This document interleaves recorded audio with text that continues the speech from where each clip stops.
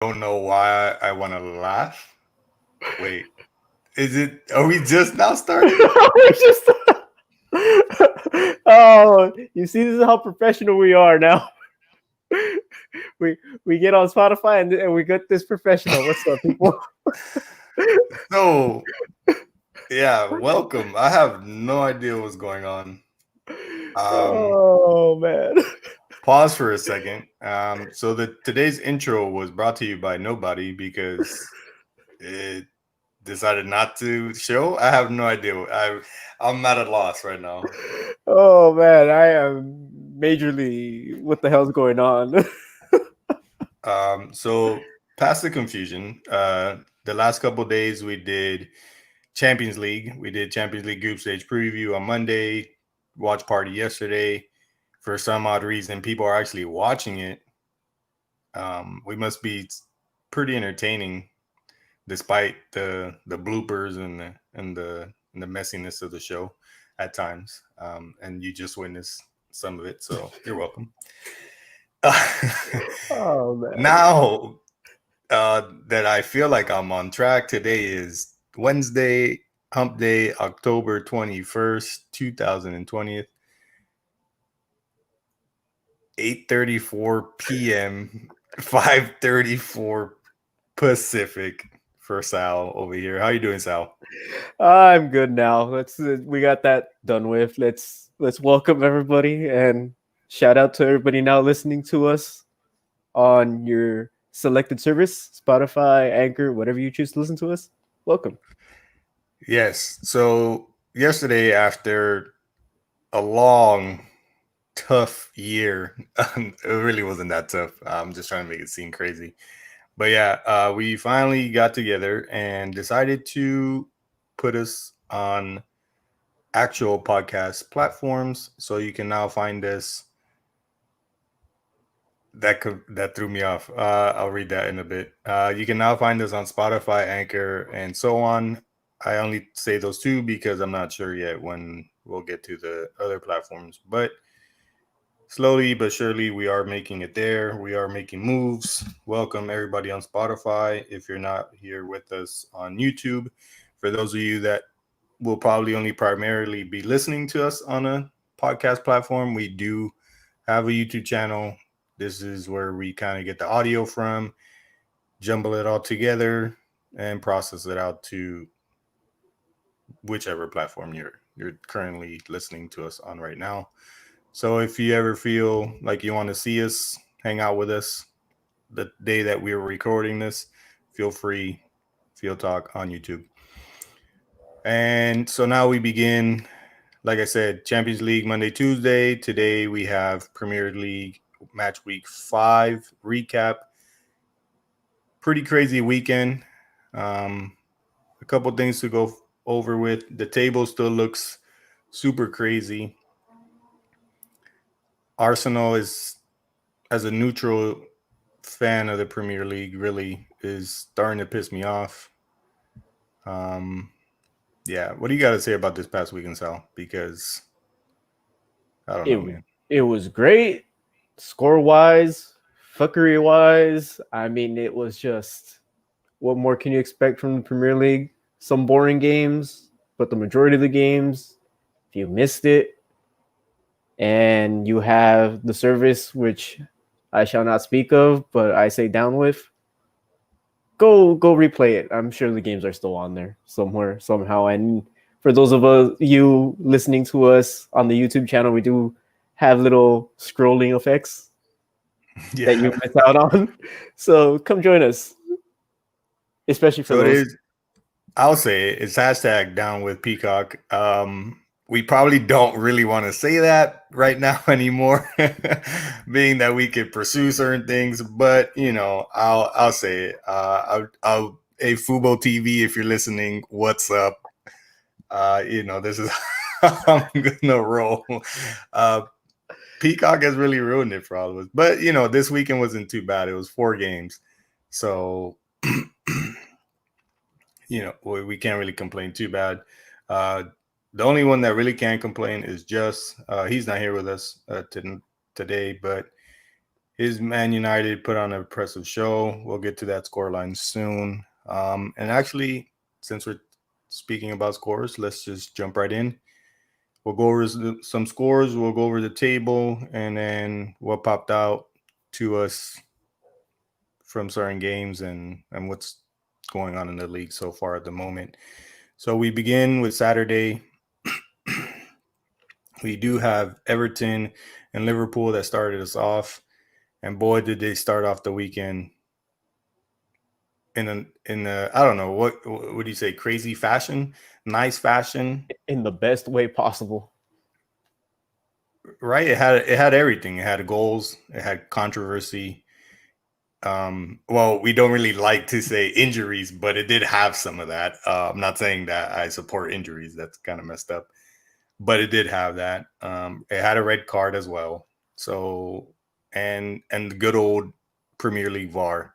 And I say Premier League VAR because we can honestly say that the Premier League chooses to run VAR as the way they want to As do a it. shit show. Yeah, like compared to other leagues, for example, today in Champions League, they showed pretty good use of VAR for once. So you can actually have some faith in it, at least in the Champions League. But yeah, England prefers to do it a certain way, so it is what it is. But Everton 2, Liverpool 2. And if you want more details, we'll most likely be talking about this game after the fact. Next game is Chelsea, Southampton. That ended as well as a Benzie special 3-3 draw. Do you have any keynotes on that one, Sal? Danny Ings. That's all I have to say. On this channel, we support Danny Ings. We love Danny Ings. We praise Danny Ings. Danny, one day if you listen, I'll send you a shirt that says hashtag Sal knows, and I hope you wear it and you display it proudly one day when you score a goal. That's all I want. And it's funny because I believe at the end point of last season, we're like, oh, Danny Ings ain't gonna continue to do what Danny Ings is doing.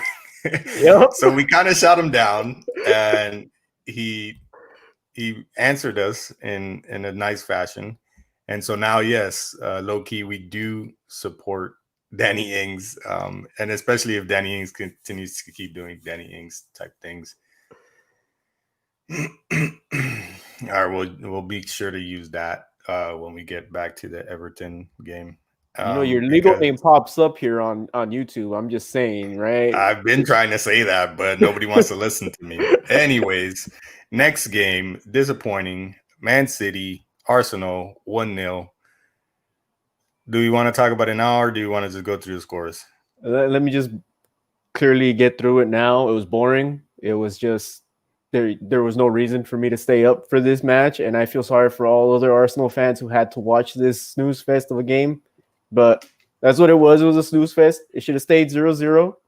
Arsenal had some kind of brain fart lapse. I don't know what you want to call it, but they let it go and 1-0 to City. Whoop-de-doo. Let's move on. Yeah, disappointing. And now we come to the last game on Saturday, which was brought to you by Peacock. Sorry, excuse me really quick. All right, hello, can you hear me? Yeah. All right, sorry, technical difficulties. So Manchester United. Well, I couldn't watch the game. So they scored those 3 goals in what part of the game? Because Manchester United takes a 4-1 victory. In the second half, in the 86th, 90th, and the 96th minute. So So all okay, within a so 10-minute span. goodness gracious, they waited late for that, but hey, at the end of the day, they got the win, and they only moved up one spot on the table. Oh man, Oh you gotta man. love it. Premier League is very interesting this season. Next game, the Blades of Sheffield United, right? Blades, am I right this time? Yes, Did I get it you're right? right this time. Yeah, Yes. I got it right. Versus Fulham. They both stay winless, but they get their first draw of the season, 1-1 draw. Next game, Crystal Palace, Brian Hove and Albion, 1-1 draw. a lot of Benzi specials this weekend. Yes. Super crazy, and I feel kind of bad for Brighton in the sense that they have what it takes to win a game. It's just something always goes against them, like Yep. that penalty for Zaha, super cheap. Like he fell onto the defender, if you want to call it that way. And then another thing that I found that I've just remembered is that Benteke still plays at Crystal Palace. Wait, what? Yeah, He's on the roster? yeah, that's what I was saying. Unless it's a different Benteke, but I'm pretty sure I saw a last name Benteke out there. Christian Benteke. Yeah, you're right. Yeah, Oh, look fuck. at that. So, so yeah, that was the surprise of the weekend for me. I'll continue on with the score lines, but if you didn't really hear me, Crystal Palace won, Brian Hove won as well. Draw. Next game, Tottenham takes the draw. 3, West Ham 3. It's just what happened. That's the major question there, and like the big question: what happened? How did it happen? Well, I don't know. Jose can't blame Ndombele. He took Ndombele out at that moment, so can't blame Ndombele. So you blame Jose Mourinho making a bad sub? No, it was Tottenham. Jose was up 3-0. You see, he was up 3-0 going into the second half. Tottenham lost. So that's Tottenham. That's not Jose. All right. Well, he could look at it whichever way he damn wants to, but from our perspective, it was a bad sub. So it is what it is.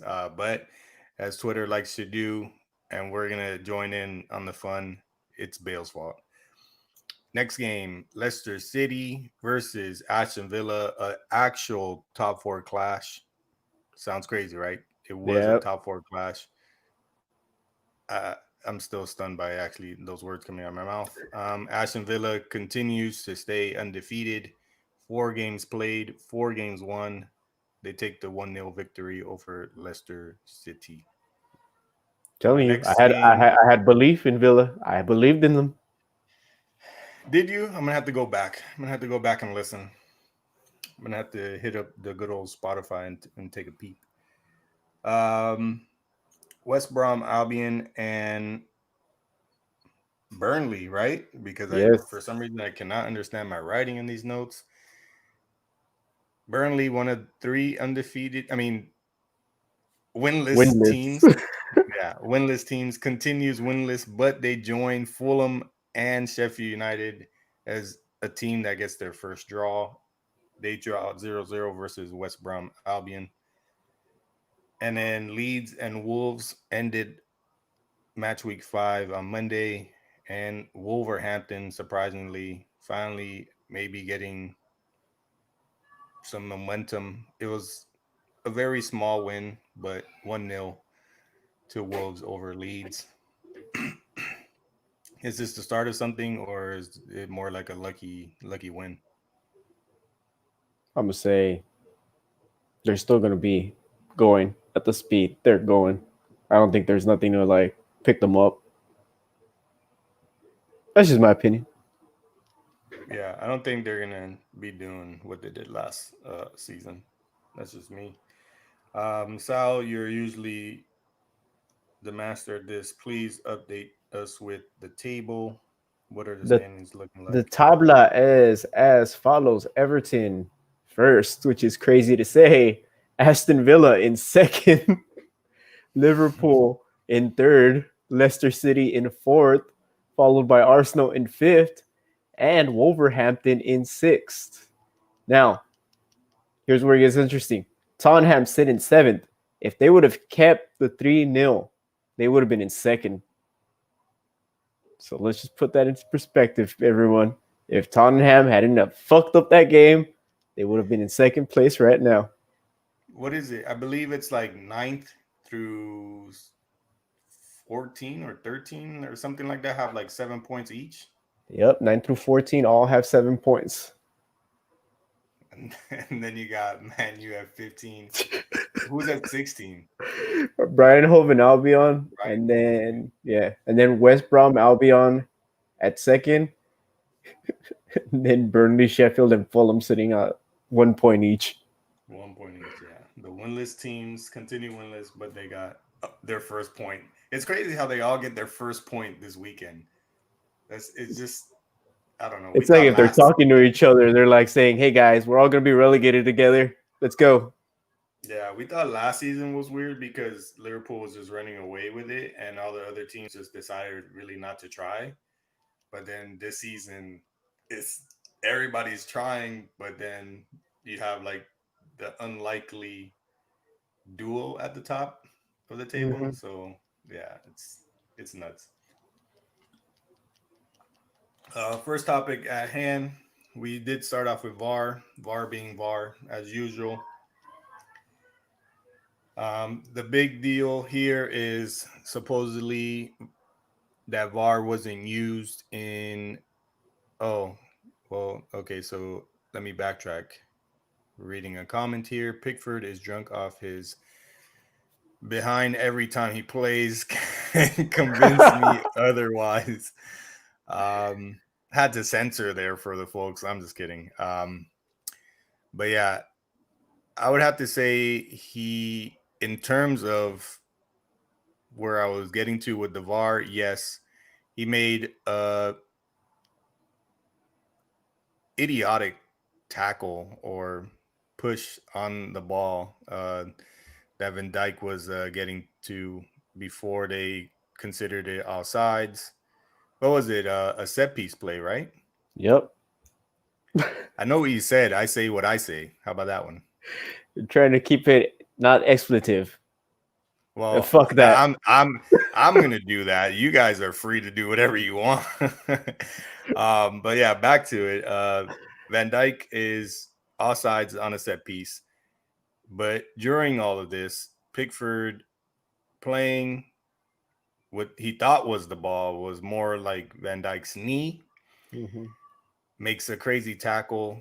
Um, they don't even consider a penalty because the play ended in an offside decision. Yep. So, but everybody says that Pickford deserved a red card. Fair enough. I agree. But I'm sorry, I don't work for VAR, so there's not really much I can do except agree and just say it is what it is. Or is that like too messed up? Because It is what it is. It's what happened to Bernd Leno last year with Arsenal. Remember after he suffered the injury against Brian Hove and Albion, where he literally got body checked by I forgot the player's name, but it's the same scenario. I mean, for some reason, the Premier League sets the rule as it is, and they can't retroactively give a card. So. yeah. And then the game continues. We get a very exciting game. Keane makes it 1-1. Then later on, Yermina messes up, makes it allows Salah to make it 2-1, and then Everton claw back. Calvert-Lewin connects on a cross to make it back to even keel 2-2. And then red card by Richarlison. Liverpool take advantage of it and go balls to a wall with like 5 minutes of extra time or Mm-hmm. added time. Um, and in the process, Jordan Henderson finds himself on the end of the third goal. I get pissed, turn off the game. I didn't want to hear anything about it. And then go to Twitter, I would say like 20 minutes later, uh, after watching some La Liga and realizing that VAR had intervened once again. And I don't really know. I'm going to agree with you, fans of the red team. I don't know where the hell the offside was. I do. Where was it? You see, I did my deductive, like my detective work here. There is a hadron electron telescope that they are using for VAR. All right. If you look very closely on Sadio Mane, his little like strand of hair off his arm is literally pointing on the offside. So there's a very millimeter offside, but it is offside. Well, I guess yeah, I didn't look that close, And I'm being but it's serious, true though. everyone. I joke, but I'm being serious here. It's a No, you're fucking for arm hair. real. Yeah, it's an arm hair. It's a motherfucking arm hair he got Wait, who fucking came called off. out? Who came out and said that? I did. Oh I'm an man, official here, people. I thought you had like something that was like No, no. an The article official or something. the official statement is he was off by which we call it The elbow the point. Yeah, the point of his elbow. might as well be here. How do you really judge that? Yeah, And you're that's the right. thing, man. Like they probably can zoom in on these like stills that they get to measure the offsides, and it probably gets so pixelated that hey, if your hair is offsides, then you're offsides. Deal with it, Scousers. It always depend. You can always count on that guy. But yeah, like so, I'm sure it gets pixelated. I don't know. Maybe it doesn't, but you would think so.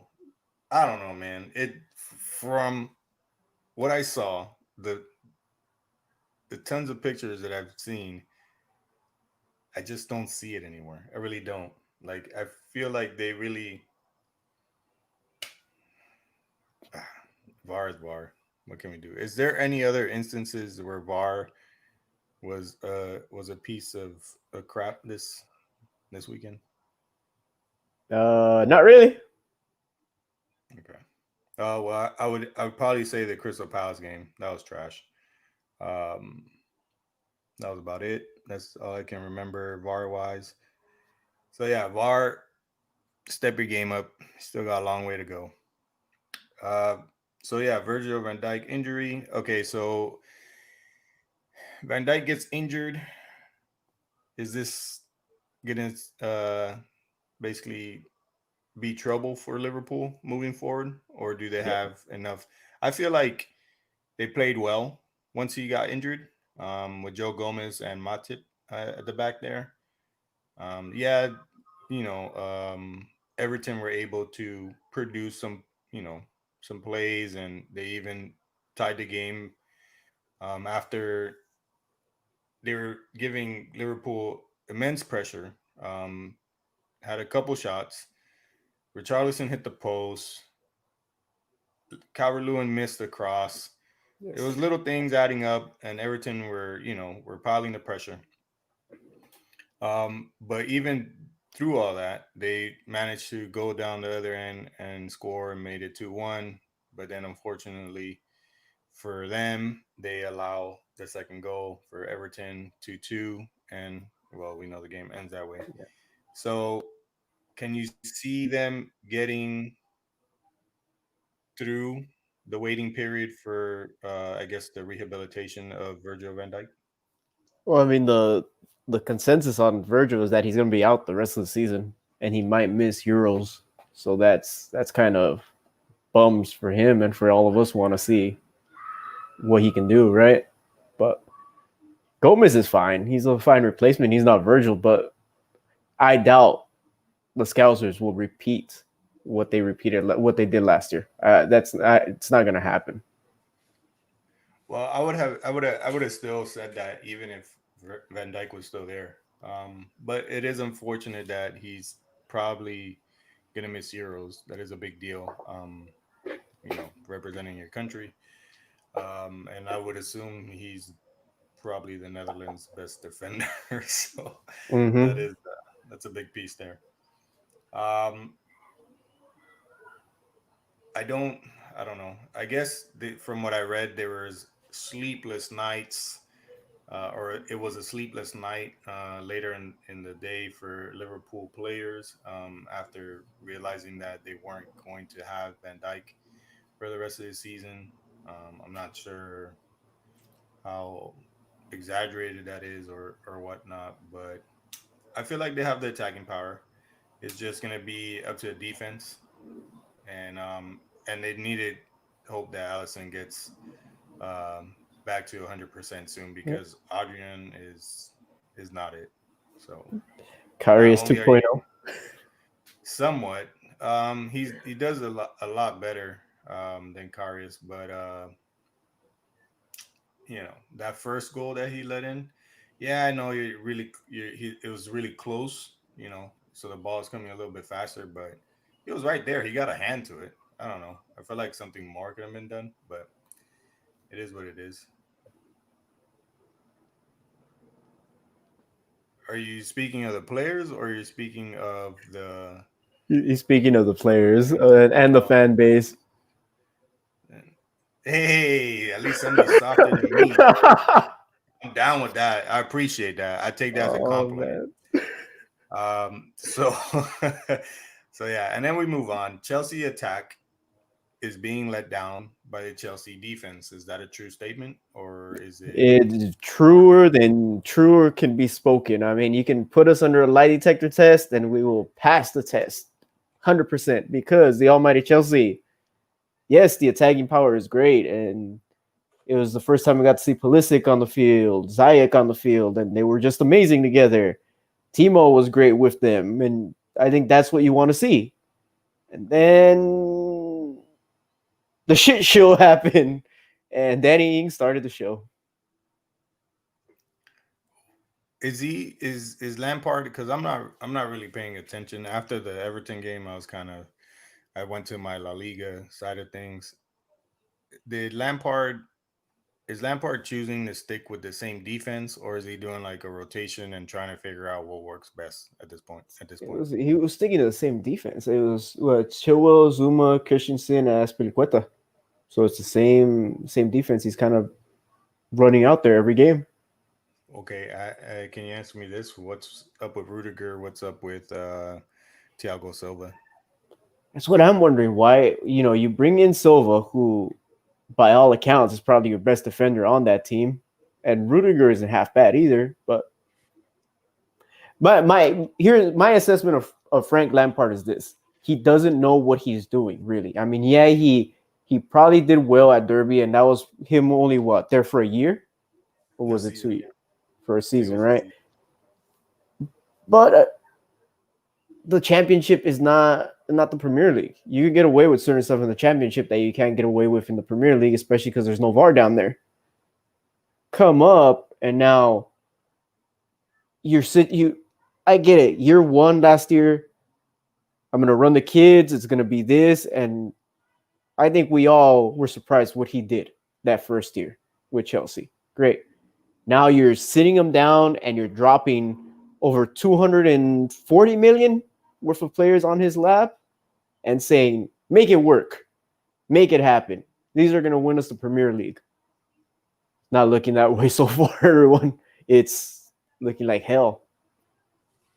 So it's basically showing that he can maintain a team camaraderie with the players they had last season better than the players that he has this season. Oh yeah, 100%, 100%. Now you have to deal with egos because you have these players that are now on huge salary, and of course they're going to think of themselves like they're top dogs. And what happens the day that you have to sit down with Kai Havertz on the bench? I mean, he's going to be feeling like shit. Timo, same thing. It's the game is man management, and this is looking. I don't know this if unless he can get things rolling, it's going to be really bad for Frank. Yeah, I feel like we say this every episode when we speak about Chelsea. It's he has to manage these players correctly, or if not, it's just gonna completely go down the tube, right? So, Mm-hmm. so yeah, but I guess he has the attack figured out. It's just he has to, I guess, find a better defense. And when you say Christensen, that right there sticks out to me like a sore thumb because I feel like he might be the one that's the issue there. Zuma's proven that he can play well.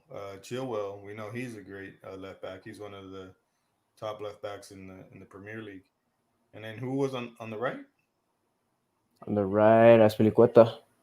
That's Pelicueta, and we know what he can do. Yeah, So he's won a Premier League title on his day. So all right, well, Chelsea can score, so we know that. But now we got to wait and see when they start defending. And now we get to your beautiful team, Arsenal. Um, they've It's been a while since they beat City. Do you remember the last time they beat City? we beat them in the FA Cup semifinal, and for some reason, League. we can, what's up? When's the last time you beat them in the league? Oh, what? 10 years ago? 7 years ago? Some shit like that. I don't know. I can't No, remember anymore. hasn't been that long. It's been almost, I believe it's been 5 years, something like that. Has it? Yeah. It's been so long that I mean, this is what I feel. Basura alert, people. Basura alert. Who's the Basura alert for? I mean, like the whole Arsenal team that day, they were just, I don't know what they were doing. I already said my piece. They were just asleep. I mean, they probably felt me being groggy over here and said, you know what, Sal's groggy. We're gonna be groggy too. Well, they haven't beat Man City. Yeah, they've drawn a couple times. Well, more than a couple times. But the last time they actually beat Man City in the league, from the research I found, was December 21st, 2015. It's funny. We can beat these teams in a cup, in right these cup matches and all these little one-offs. But when it comes to the league, for some reason, it's like we stare at them. I'm like, what? Like that. You've seen that dumpster that certain dogs get when they're just like you're telling them to do something, right? I feel that's Arsenal. It's like you're telling you, hey, all right, dog, all right, go fetch. And he's looking at you like, what? Go fetch. What? And that's Arsenal right there in a nutshell. It's just, I don't know, man. It's gone the days where you would beat them 5-0, 3-1, 2-0, all that stuff. I don't know. I guess what's changed since then is the manager for one, and then the players for two right there, right? Yep. But you do have the players, you have the manager. It's Guardiola's, old assistant. Come on, Arteta should know how to go into this game. Um, I just I thought it was gonna be it because you need these kind of wins. And especially to stay in that position where you guys are at. Where are you guys right now? We're in fifth. Fifth, yeah. So that win would have helped them, immensely. Probably would have got you over Liverpool, I believe, right? Yeah, it would have because we are sitting at how many points? We're at 9 points and Liverpool are at 10. So yeah, it would have literally put us with Aston Villa, and Villa has a goal differential, so they would have been in second. So yeah. So it is what it is. I just, like I said, man, if Aubameyang doesn't start clicking, I feel like it's just downhill from there. I don't. Lacazette ain't doing much. Get him out of the striker position. And in due time, you'll get Party Yeah. rolling. So And that'll be a plus. I'll give Arsenal that Saka had two great attempts that he kind of just blew. He he had it straight, but he's still too young to really be your main striker. So that I'm not gonna fault him on that. But there's just the team was just they just felt like they didn't want to be there. As like their mind was somewhere else, whether it's on tomorrow for Europa or whatever. But they just were somewhere. Unfortunate. And then the next piece of Arsenal news: Mesut Ozil axed off the squad. Was What Ozil in is the last team that beat City in the league? He should have it's been. 2015, I believe. Yeah, Yeah. 2015-16 season. So he was. Well, speaking of Ozil, he's not on the team anymore. um, the man is getting paid 18.2 million pounds, £350,000 per week. how do you not even put him on the bench? What is going on there, Sal? I criticize Ozil sometimes, and that's just his work ethic. I think it's just, and I've said it in the private chat. He doesn't track back. He just doesn't defend. He does for some reason he doesn't want to. And there are players that do that. It's not what it would. But all of this comes down to upper management, the boardroom. They're probably pissed because they gave him so much money. They wanted more out of him. And so what do you do now?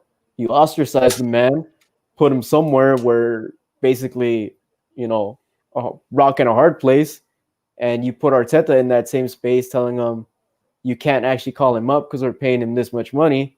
So now what do? It's just a bad situation overall, and it doesn't help that Ozil comes out and says loyalty is hard to come by nowadays.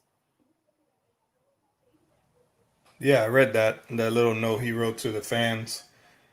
Um, also read the comments. It seemed about 50-50. Some people were talking about loyalty. If he was loyal, he would have left so he could have freed up all that money and you guys could have made more signings. And then other people were, going off on his stats of what he brings to the team and this and that. So the Arsenal fan base is a very mixed bunch on Ozil, and it's basically what you said right now. Some of them are even talking the same about him tracking back. Why Arteta doesn't like to play him, as to maybe why he wasn't selected to be on the squad. Period.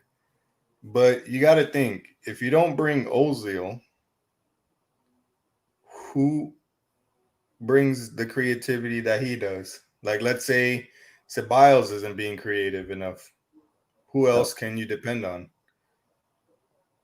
See that was my thing. It's easier to play Shaka, Party, and Ozil, just because Ozil has that creativity. And as you said, Mario, Party is like a octopus out there. I mean, it's easy just to. Ozil doesn't have to track back with someone like Party there. I mean, Party can do the work for him, and that you want that creativity. And now get Theo Walcott on my face. Just get him out, get him out, get him out. Either way, but yeah, Theo Walcott. He's not even there. yeah. So it's just I don't know. I mean, I look at the Arsenal board and I'm like, I get it, and I get it's Cronky and all his little bastards, and I mean they should never have paid Ozil that much. That's it. I mean they should have thought what they were doing. Yeah, I can see that. Um, I don't know. I feel like Arteta was saying it's his fault. I guess I don't know. So maybe that's something that Ozil is gonna have to take up with him. We'll see how that goes. I'm not too sure. Um, so yeah, that's Arsenal news. They stink. Can't score. Mm-hmm. Can't beat City. And pay Ozil to stay home. That's basically what's going on over there at the London club. It's still fuck So City. so De Gea, good old David De Gea, looks like he's good old David De Gea. Miami De Gea. Well, that is not confirmed, so let's not go there. Don't be trying my you know my city. No, I'm just kidding. But yeah, David De Gea. It's probably more like, or maybe Henderson. How can I put this? Hendo lit a fire under his ass. Henderson put a map of Miami in his locker. um. So yeah, that's probably what's going on. What's going on, Joshua? Who's trash? I'm trying to figure out. That is a trash can, right? I can't tell. Yeah, it is a trash can. We're speaking on De Gea. Is that De Gea? Yeah. So David De Gea is not letting Dean Henderson get anywhere close to the pitch. Is he in for a stellar season, or is this, is he gonna Kepa this once again? I'm gonna give my faith on De Gea after what we saw yesterday in the Champions League. I'm gonna put faith in De Gea that he's gonna come back as the old De Gea. Yes, it's unconfirmed, but pretty sure De Gea went to Miami, took a little siesta somewhere on Miami Beach, came back without anyone knowing, and now look at him. We're gonna get that man like corona tested like 3 times a day now for saying all this. um, uh, but yeah, I don't even. Well, we saw yesterday was greatness. Was De Gea old, and Kepa in the same sentence again. David De Gea and Kepa are Spaniards. Same sentence. Do something. Do something. um, but yeah, so yeah, David De Gea did show us something last night. I wasn't able to see the Newcastle United game, so I'm not sure how he looked then. I guess I'll go back and watch the highlights. Yes, thank you, Peacock, for allowing me to not be able to watch the Man United Newcastle game. So other than that, though, he has allowed what it was 3 goals to Crystal Palace, Yes, right, and yes. then 6 to Tottenham. Mm-hmm. So he has let in a lot of goals. It could also come down to the shoddy defense that is in front of him. So you can't always blame the goalkeeper. But if the defense plays like it did yesterday, De Gea plays like he did yesterday, Man United is going to be interesting to watch, and they'll probably take a big leap from 15th way up the table. So is it is it too early to like are we wrong for getting on this De Gea train, or No, no. I mean, I think he's back. regardless of the amount of goals that have been let in by United? Yeah, regardless, I'm not gonna blame De Gea entirely. You said it, Mario. The defense is shit for United. You can't really put everything on De Gea for that part. What's in front of him? No, I would Yeah. say the defense. The defense needs to drink the Kool Aid that they drank yesterday. I don't know what it was, whether it was baby mama drama or whatever the case may be. Well, the baby mama drama didn't even seem to phase them, but we'll talk about that on Friday. Um, and then yeah, you're right. I guess I did say it. You can't blame De Gea for defensive woes. And then as well, you have VAR being VAR. That BS callback against Crystal Palace. So I'm gonna stick up for De Gea. I think he's back, and yeah, so we'll move on and we'll see how life goes for David De Gea this season. Our last one, our last topic of discussion: Gareth Bale is being blamed for the loss, or no, for the draw at what they were playing it, and they were playing home, right? So, but the loss Yeah. against or the draw, I keep saying loss. Wow, the draw against West Ham United. I saw a stat that said his first 5 possessions of the ball, he lost them, and then most of those possessions led to counterattacks or plays that led to shots on goal for West Ham United. Mm-hmm.